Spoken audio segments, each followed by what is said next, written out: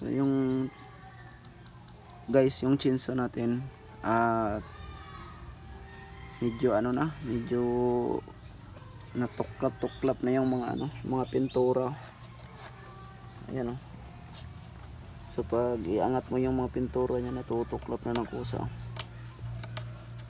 So, dahil to guys sa ano, katagalan ng paggamit ng chinso natin. So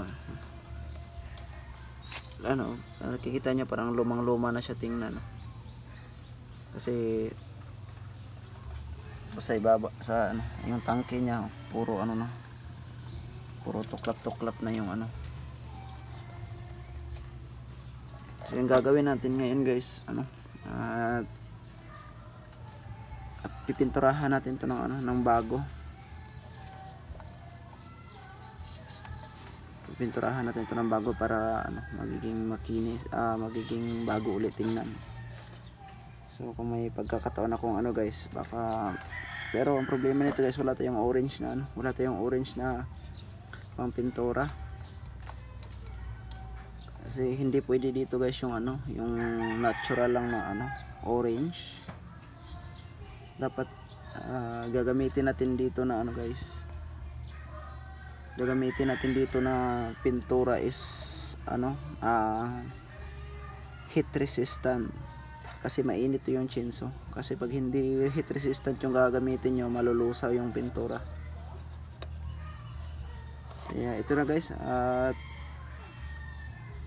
tatanggalin ko muna to. Papakita ko na lang mamaya yung video kung paano to gagawin. So sa lahat ng may ano, mga chinso na luma na masyadong tingnan, hindi naman kasi importante yung ano, importante yung cover na to eh. Hindi naman siya masyadong importante sa chinso.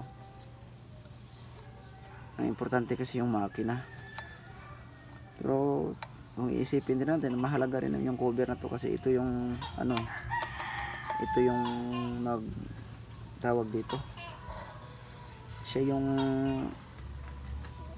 pumipigil sa hangin galing dito sa ano, galing dito sa flywheel natin para mahanginan yung block nya. Pag walang takip kasi yung chinso nyo, tapos ibirit nyo ng ibirit, masisira yung ano, yung block kasi walang hangin na supply.